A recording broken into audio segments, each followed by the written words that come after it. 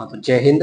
आज हम पढ़ेंगे भारतीय संविधान की जो अनुसूचियों के बारे में कि किस किस अनुसूची में किस किस चीज से रिलेटेड प्रावधान किया गया है संविधान या भारतीय जो राज्य व्यवस्था है उससे किस किस अनुसूची में किस किस व्यवस्था से संबंधित प्रावधान किया गया, जैसे संघ राज्य क्षेत्र कहाँ पर है, शपथ कहाँ पर है, और शक्तियां किस अनुसूची में है, भाषाएं किस अनुसूची में, आदि से संबंधित बात करेंगे। तो आज हम पढ़ेंगे भारतीय संविधान। इसमें अनुसूचियां टोटल 12 अनुसूची हैं। जब संविधान लागू हुआ था तो मूलतः कितनी अनुसूचियां थी? मूलतः तो थी 8 अनुसूचियां। मूलतः कितनी थी? 8 ही। लेकिन वर्तमान में कितनी? वर्तमान में 12 अनुसूचियां। चलिए एक एक करके हम अनुसूची को देखते हैं, क्योंकि हर एक एग्जाम में इसमें से एक ना एक क्वेश्चन पूछे ही जाते हैं। ये बहुत इंपॉर्टेंट टॉपिक है। चलिए हम स्टार्ट करते हैं। प्रथम अनुसूची देखते हैं सबसे पहले। तो प्रथम अनुसूची में क्या है?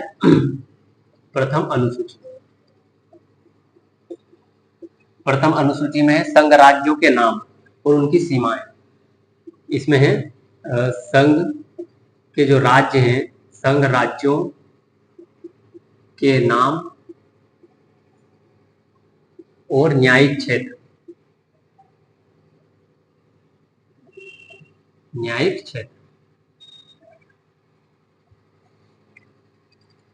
और उनकी सीमाएं भी है। राज्यों की सीमाएं, जैसे किस किस राज्य की सीमाएं किस राज्य से लगी हुई है, ये इसी राज्यों की सीमाएं भी इसी में। संघ और उसके राज्य क्षेत्र से संबंधित प्रावधान किसमें किया गया है? ये प्रथम अनुसूची। किसमें? प्रथम अनुसूची में। प्रथम अनुसूची संघ राज्यों के नाम और उनकी न्यायिक क्षेत्र और राज्यों की सीमाएं। प्रथम अनुसूची पहले क्या बताएंगे? जब राज्य कोई देश है तो उसके पहले उसकी व्यवस्था के बारे में बताएंगे कि राज्य कितने हैं संघ राज्य क्षेत्र एक है कि राज्य कितने हैं, कौन कौन से राज्य हैं, किस किस राज्य की सीमा किस किस देश से मिल रही है, किस किस राज्य से मिल रही है, ये प्रथम अनुसूची में बताया गया। अब देखते हैं दूसरी अनुसूची।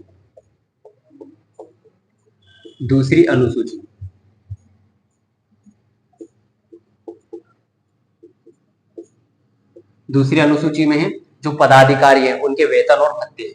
विभिन्न पदाधिकारियों के वेतन और भत्ते। ये विभिन्न पदाधिकारियों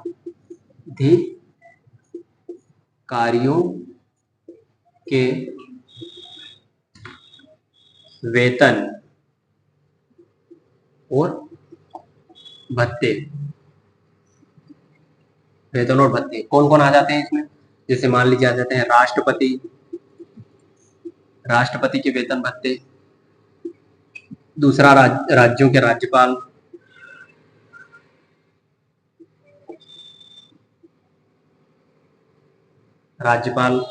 और सुप्रीम कोर्ट के न्यायाधीश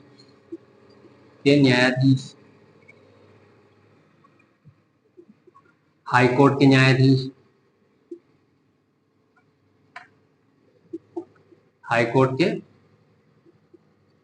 न्यायाधीश, ये सब इनके वेतन और भत्ते के बारे में इसमें बताया। इनको इन पदाधिकारियों को वेतन भत्ते दिए जाएगा तो वो कहाँ से दिया जाएगा, कितना दिया जाएगा और उसका तय कौन करेगा, ये सब व्यवस्था इसमें की गई है दूसरी अनुसूची में। ये अनुसूचियां किस लिए बनाई गई? अनुसूचियां इसलिए बनाई गई कि किसी चीज का अगर संविधान में विस्तार से प्रावधान नहीं किया गया है तो वो अनुसूची में डाल के उसको एक अलग अनुसूची बना के उसका विस्तार से प्रावधान कर दिया गया है, इसलिए अनुसूचियां बनाई गई है। अब तीसरी अनुसूची में क्या है? तीसरी अनुसूची में यही जो पदाधिकारी, तीसरी अनुसूची में ये जो विभिन्न पदाधिकारी हैं इनके जो शपथ लेंगे। पहले इन्होंने वेतन भत्ता ले लिया या पहले तनख्वाह ले लिया, बाद में क्या करेंगे? शपथ लेंगे। तो इनके पदाधिकारियों की शपथ या प्रतिज्ञान, पदाधिकारियों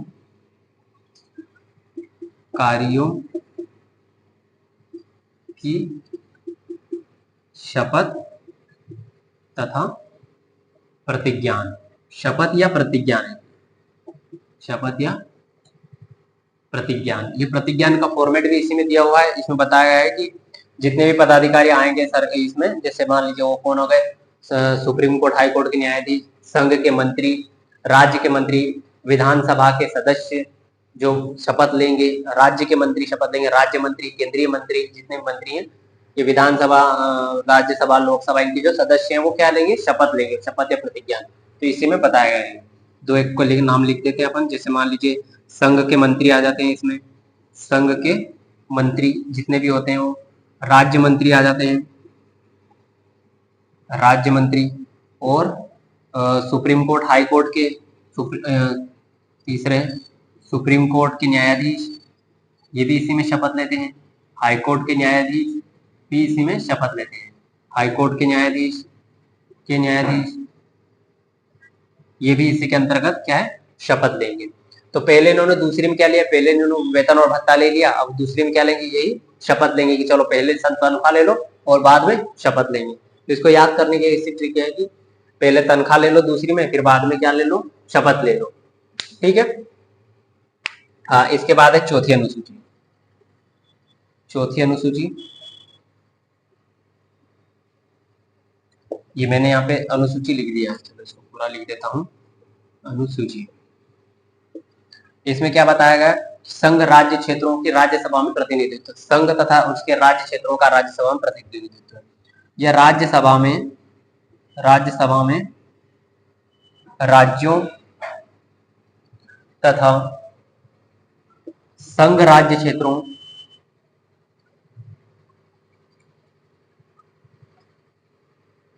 क्षेत्रों का प्रतिनिधित्व, यानी कि जो राज्यसभा की सीटें अलग अलग प्रतिनिधित्व अलग अलग राज्यों में बांटी जाती है। जैसे मध्य प्रदेश में कितनी है राज्यसभा की सीटें, 11 है। तो ऐसे है अलग अलग राज्यों में बांटी गई, जितने राज्य से इतने राज्यसभा सदस्य आएंगे। तो इस राज्यसभा में राज्यों का प्रतिनिधित्व किया जाता है। ठीक है, ये चौथी अनुसूची में बताया गया कि राज्यसभा में, यहाँ पे में राज्यों तथा संघ राज्य क्षेत्रों का प्रतिनिधित्व बताया गया है। इसमें चौथी अनुसूची में कितनी इतनी सीटें दी जाएगी, इस राज्य को दी जाएगी। ठीक है, तो ये अनुसूची 4 तक आपको समझ में आया होगा। चलो पांचवी अनुसूची, यहाँ पे जगह नहीं है तो इसको मिटा के लिख देता हूँ, इसको पोज कर दो, अभी मिटा देता हूँ मैं, फिर लिख देता हूँ। हाँ, अनुसूचित, इसमें अनुसूचित तथा जनजातीय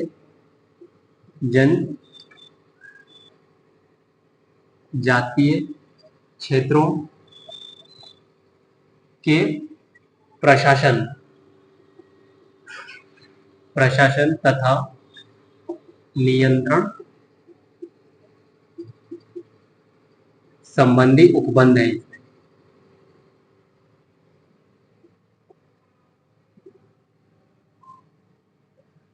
ये पांचवी अनुसूची में अनुसूचित तथा जनजातीय क्षेत्रों के प्रशासन तथा नियंत्रण संबंधी उपबंध है। ये पेशा अधिनियम के तहत आती है। पेशा अधिनियम, ये पांचवी अनुसूची लागू करते हैं उसी जगह जहां पर पेशा अधिनियम लागू किया गया है। ठीक है, तो पांचवी अनुसूची में कि अनुसूचित तथा जनजातीय क्षेत्रों के प्रशासन तथा नियंत्रण संबंधी प्रावधान उपबंध किया गया है। जैसे मान लीजिए कोई जनजातीय क्षेत्र है तो वहां पर प्रशासन की नीतियां सीधे लागू नहीं होगी। क्यों? क्योंकि वहां की व्यवस्था बिगाड़ देगी उनकी जो रीति रिवाज है उस समुदाय का। तो इसीलिए वहां पर ये बताया गया, पांचवी अनुसूची में कहा गया कि वहां की जो ग्राम सभा होगी वही खुद निर्णय करेगी, वहां के लोग निर्वाचित होंगे, वहां की भाषा संस्कृति को कोई नुकसान नहीं पहुंचाएगा। इसके बारे में इसमें बताया गया है। जो प्रशासन संबंधी, ये राज्यपाल और राष्ट्रपति के हाथों में होता है, उनके वहां पे जो नियम लागू करना है। अब आती है छठी अनुसूची, अनुसूची नंबर 6, छठी अनुसूची। इसमें क्या बताया गया, इसमें 4 राज्यों असम, मेघालय, त्रिपुरा, मिजोरम की जनजातीय क्षेत्रों के प्रशासन संबंधी प्रावधान। इसमें आता है असम, मेघालय, त्रिपुरा,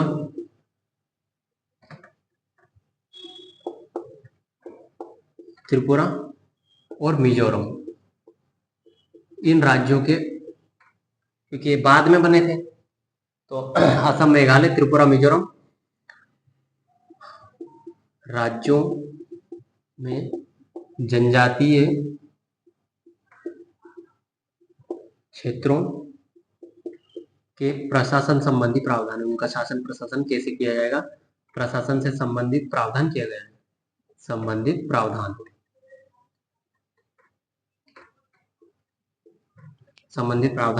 किया गया है, ये छठी अनुसूची में। ठीक है, ये सातवीं अनुसूची,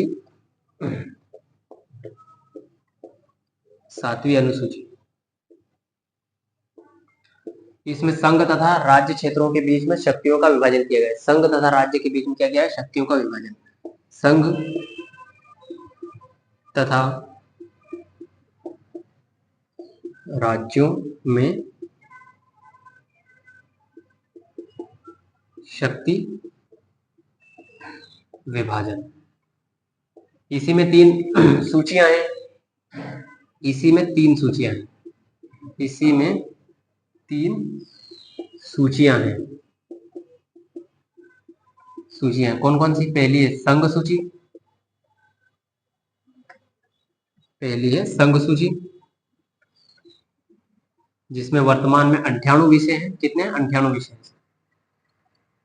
मूलतः 97 थे, वर्तमान में फिलहाल 98 है। दूसरी आती है राज्य सूची, राज्य सूची जिसमें 66 विषय थे, वर्तमान में इसमें है 59 विषय हैं। वर्तमान में इसमें 59 विषय हैं। और तीसरी आती है समवर्ती सूची,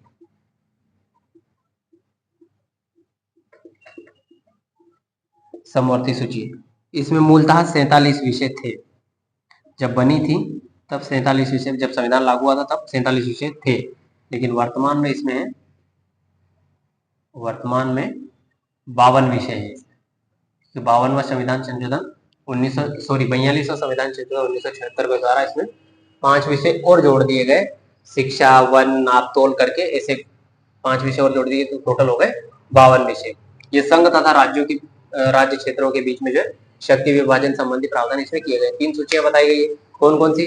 संघ सूची 98 विषय, राज्य सूची 66 विषय थे, वर्तमान में 59 विषय, और समवर्ती सूची 47 विषय थे, और वर्तमान में इसमें 5 नहीं 52 विषय हैं। कितने हैं? 52 विषय हैं। अब इसके बाद आती है 8वीं अनुसूची।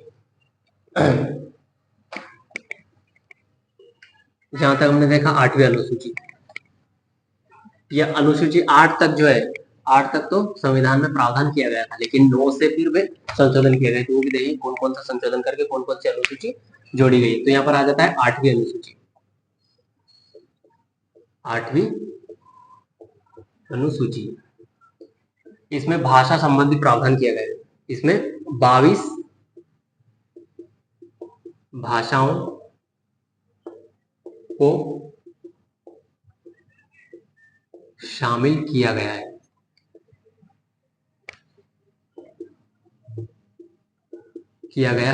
मूलतः कितनी भाषाएं थी? 14। मूलतः 14 भाषाएं थी। वर्तमान में कितनी है? 22 भाषाएं। तो फिर 21वां संविधान संशोधन हुआ था, 21वां संविधान संशोधन 1967 में। तब कौन सी भाषा जोड़ी गई थी? सिंधी भाषा जोड़ी गई थी। सिंधी भाषा को जोड़ दिया गया। तो फिर भाषा कितनी हो गई? 14 थी मूलतः, एक और जोड़ दी गई, तो कितनी हो गई थी भाषा? टोटल 15 हो गई। इस 15 के बाद फिर 71वां संविधान संशोधन किया गया है। 71वां संविधान संशोधन, इस संविधान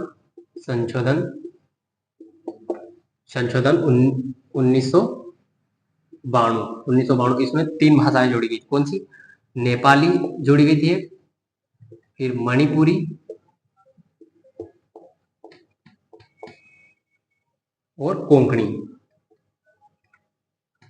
इन 3 भाषाओं को जोड़ा गया था 71वां संविधान संशोधन अधिनियम 1992 के द्वारा। तो भाषाएं 15 थी, 15 में 3 और जोड़ दी तो कितनी हो गई? 18 हो गई। तो 1992 तक 18 भाषाएं थी।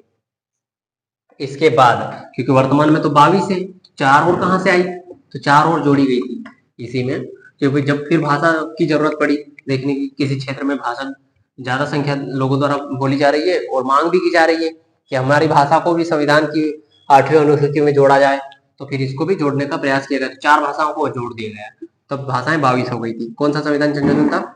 92वां संविधान संशोधन अधिनियम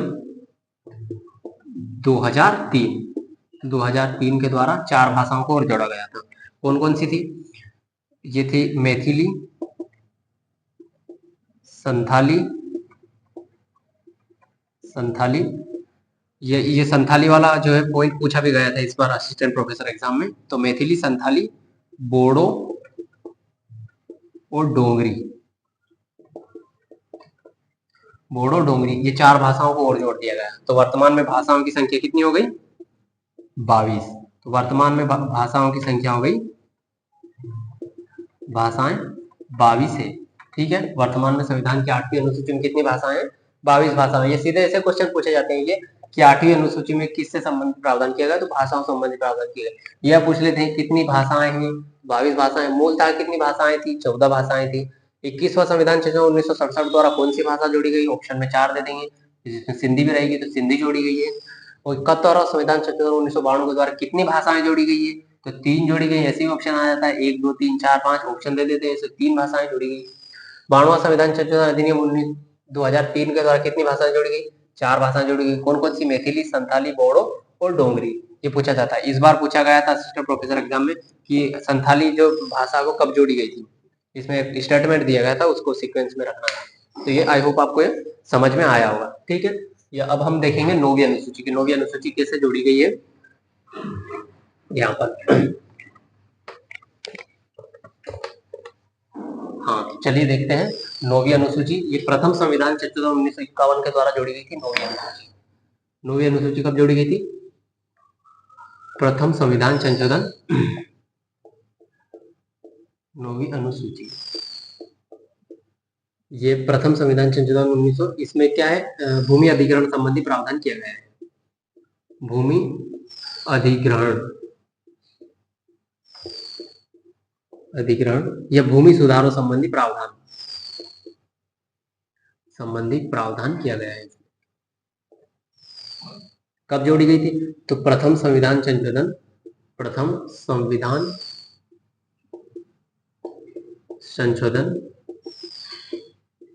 1951 में, प्रथम संविधान संशोधन अधिनियम 1951 के तहत इसको जोड़ा गया था। वर्तमान में इसमें टोटल 282 अधिनियम है। इसमें अलग अलग राज्यों के 282, वर्तमान में 282 अधिनियम है। इसमें वर्तमान में 282 अधिनियम से संबंधित इसमें प्रावधान, अलग अलग राज्यों के हमारे जो भूमि सुधार संबंधी ऐसे प्रावधान है, हमारे ऐसे प्रावधान है। पहले राजा महाराजाओं के पास बहुत ज्यादा भूमि थी, तो उन्होंने सबसे पहले इसमें भूदान आंदोलन भी उन्होंने चलाया था। किसने? विनोबा भावे ने भूदान आंदोलन चलाया था। पहले भूमिदान, उनके पास ज्यादा भूमियां होती थी, तो सबको बराबर भूमि अधिग्रहण किया ना उन्होंने। ये संपत्ति का मूल अधिकार था, फिर इसको बहुत चुनौतियां दी गई। क्या वो केशवनंद भारती मामला भी इसी से रिलेटेड 1973 में आया था। वर्तमान में इसमें 282 अधिनियम अभी भी बने हुए हैं। तो 9वीं अनुसूची किससे संबंधित? भूमि सुधार संबंधी। मैंने पहले बताया था ना, बहुत पटेलों के पास, इनके पास, साहूकारों के पास बहुत ज्यादा जमीन होती थी। तो सरकार ने सोचा कि गरीबों के पास तो जमीन ही नहीं है, सब इन्हीं के पास, राजाओं के पास जमीन है। क्या क्या भूमि अधिग्रहण किया, सभी को बांटो भूमि, है ना। भूमि लेने लग गई सरकार, तो फिर सब पैसे की जगह भूमि देने लग गए। ठीक है, ये 9वीं अनुसूची। अब आता है 10वीं अनुसूची। इस 10वीं अनुसूची को दल बदल संबंधी कानून भी कहा जाता है। 10वीं अनुसूची, क्योंकि यह दल बदल का विरोध करता है कि दल मत बदलो भाई। आपको जनता ने वोट किस लिए दिया है? कि आप इसी पार्टी में रहे, इसीलिए दिया है, अच्छा काम करें। आप दल बदलने के लिए थोड़ी दिया है कि जिधर बिना पेंदे के लोटी की तरह इधर लुढ़क जाए, जिधर की सरकार है उधर लुढ़क जाए। दल बदल संबंधी प्रावधान, दल को बदल संबंधी प्रावधान किया गया है इसमें। संबंधित प्रावधान, यानी कोई व्यक्ति किसी पार्टी में, जैसे मान लीजिए किसी ए पार्टी में है और सरकार बी पार्टी की है, और जनता ने उसको इसलिए वोट दिया कि आप ए पार्टी में, क्योंकि हम ए पार्टी को वोट देंगे।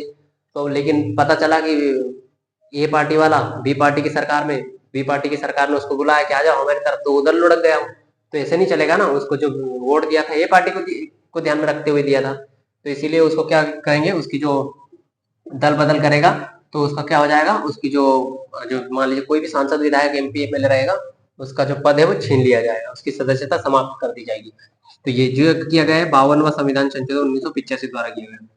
52वां संविधान संशोधन अधिनियम 1985 के द्वारा इसको जोड़ा गया था। 10वीं अनुसूची को 52वां संविधान संशोधन अधिनियम 1985 के द्वारा 10वीं अनुसूची। इसको दल बदल कानून भी कहा जाता है कि दल नहीं बदलना है आपको, नहीं तो आपकी सदस्यता समाप्त हो जाएगी। अब ना रहेंगे एमपी और ना रहेंगे एमएलए, अगर आप बदलेंगे दल। ठीक है, फिर भाई दोबारा से चुनाव लड़ो भाई, तुमको वोट हमने इसलिए नहीं दिया था कि तुम दल बदलो, ठीक है। हाँ, तो दल नहीं बदलना है, अगर कुछ विधायक, एमपी, एमएलए, सांसद बन जाओ तो, ठीक है। अब देखते हैं 11वीं अनुसूची। 11वीं अनुसूची पंचायतों का आ गया। ये पंचायत चुनाव है ना, काफी चर्चा में रहता है पंचायत चुनाव। पंचायत चुनाव आते हैं देश में, एक क्रांति लेके आ जाता है पंचायत चुनाव। छोटे छोटे गांव में छोटे छोटे लोग, कम पढ़े लिखे, महिलाएं सरपंच बन जाती है तो पुरुष सरपंच ही चलाते हैं, वो वाली व्यवस्था है।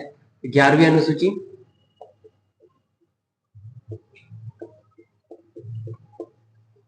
11वीं अनुसूची, इसमें पंचायत संबंधी प्रावधान किया गया है।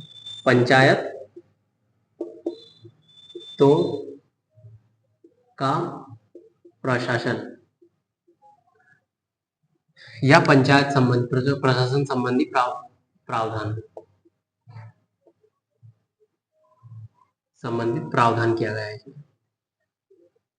ग्राम पंचायत या पंचायत संबंधी प्रावधान किया गया है।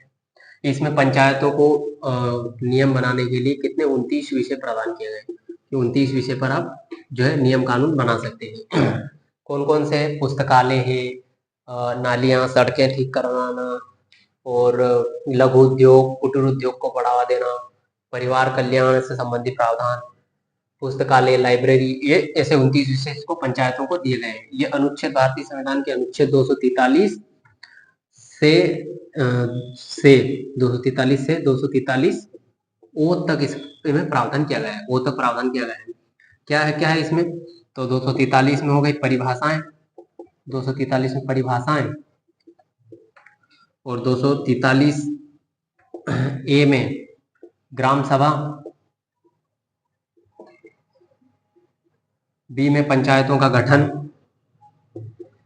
बी में गठन, सी में संरचना, चलो इसको बोर्ड लिखते हैं, सी में संरचना, डी में आरक्षण, ई में कार्यकाल, एफ में योग्यताएं हैं, 243 एफ में योग्यताएं, 243 एच में फिर कर व्यवस्था, आई में वित्त व्यवस्था, जे में लेखांकन, 243 के में निर्वाचन आयोग, फिर एल में संघ राज्य क्षेत्रों पर लागू होना, एम में कुछ राज्यों पर लागू ना होना, और एन में बताया गया है कि प्रत्येक राज्य 1 वर्ष के अंतर्गत अंदर पंचायती राज लागू करो। वो में बताया गया कि पंचायत से संबंधित जो समस्या होगी उसका, ये पंचायतों के चुनाव से संबंधित गड़बड़ होगी तो उसका जो न्यायालय प्रतिशत किया गया है, न्यायालय उसमें हस्तक्षेप नहीं करेगा। तो ये 11वीं अनुसूची सामान्यतः पंचायत संबंधी प्रावधान किया गया। कौन सा संविधान संशोधन था? तो ये था 73वां संविधान संशोधन 1973। 73वां संविधान संशोधन 1992, 73 नहीं, 73वां संविधान संशोधन 1992 के तहत 9वीं अनुसूची जोड़ी गई और पंचायतों को इसमें 29 विषय प्रदान किए गए काम करने के लिए, ठीक है। कौन सा संविधान संशोधन? 73वां 1992 में जोड़ा गया, इसमें 11वीं अनुसूची जोड़ी गई, ठीक। ये 12वीं अनुसूची। अब बात करते हैं 12वीं अनुसूची और लास्ट अनुसूची की, 12 अनुसूचियां हैं। 12वीं अनुसूची, इसमें नगर पालिकाओं संबंधी शीर्षक के साथ प्रावधान किया गया है। नगर पालिका, नगर पालिका, नगर निगम जो बड़े शहरों में होती है उसके लिए नगर पालिका संबंधी प्रावधान, नगर पालिका के प्रशासन संबंधी प्रावधान, के प्रशासन संबंधी प्रावधान, संबंधित प्रावधान किया गया है इसमें कि नगर पालिकाओं का जो प्रशासन कैसे चलेगा, ठीक है। इसमें इनको 18 विषय प्रदान किए गए। कितने विषय हैं इनके पास? 18 विषय काम करने के लिए। कौन कौन से इनके विषय? चर्म शोधन शालाओं हैं, सड़कें निर्माण, नाली के निर्माण, स्वच्छता बनाए रखने के लिए, और जन्म मृत्यु पंजीयन इनको करवाना है, ये सब व्यवस्था है। पार्कों का स्थान, पार्क बनाना है, बस स्टैंड की व्यवस्था, इन सब की व्यवस्था करना है। तो इसकी है इनको काम करने के लिए संविधान में 18 विषय प्रदान किए गए। कौन सी अनुसूची? 12वीं अनुसूची। अब यह अनुसूची कौन से संविधान संशोधन के तहत जोड़ी गई थी? तो 74वां संविधान संशोधन, 74वां संविधान संशोधन अधिनियम 1992 और 93 में लागू हो गया था। तो 74वां संविधान संशोधन अधिनियम 1992 के द्वारा इसको जोड़ा गया। किसको? 12वीं अनुसूची को। इसमें क्या होती है? नगर परिषद होती है, नगर पालिका होती है, और नगर निगम होता है। यानी छोटे शहरों में पहले नगर परिषद होती है, नगर परिषद या नगर पंचायत भी बोलते हैं उसको, नगर पंचायत भी बोलते हैं, नगर पंचायत, और नगर पालिका होती है, फिर दूसरे नंबर पर आती है नगर पालिका, और फिर आता है तीसरे पर आता है नगर निगम। नगर निगम ये बड़े शहरों में बनाया जाता है नगर निगम, जैसे इंदौर, उज्जैन, भोपाल, ऐसे बड़े शहरों में नगर निगम। ऐसे ही इनमें भी 3 स्तर है पंचायत के। कौन सा है? ग्राम पंचायत, यहाँ पर हमने देखे ग्राम पंचायत, फिर जनपद पंचायत,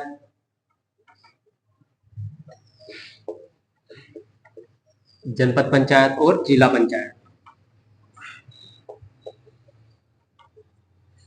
ठीक है, जिला पंचायत ये विकासखंड स्तर पर बनाया जाता है, जनपद पंचायत और जिला स्तर पर ये समन्वय करता है, समन्वय के, और ये नियंत्रक है, और ये काम करता है जो ग्राम पंचायत और निचले स्तर पर काम करने के लिए इकाई। ठीक है, तो आई होप आपको ये जो अनुसूचियों से संबंधित प्रावधान आपको समझ में आए होंगे। मैंने इसको बहुत अच्छे से समझाने का प्रयास किया है, और ये बहुत आसान है और याद करना इतना कठिन भी नहीं है। और अधिकतर इसमें से एक न एक एग्जाम में कोई ना कोई से प्रश्न पूछा जाता है, चाहे वो पंचायत से संबंधित, क्योंकि हर एक एग्जाम में नगर पालिका है जो बड़े लेवल के एग्जाम होते हैं, उनमें जो स्थानीय स्वशासन से संबंधित इन सब अनुच्छेदों के बारे में बहुत डिटेल से जानकारी उसमें पूछे जाते हैं, स्टेटमेंट या कथन दे देकर। तो ये इस तरह से जानकारी आपको समझ में आई होगी। मिलते हैं नेक्स्ट वीडियो में, तब तक के लिए जय हिंद।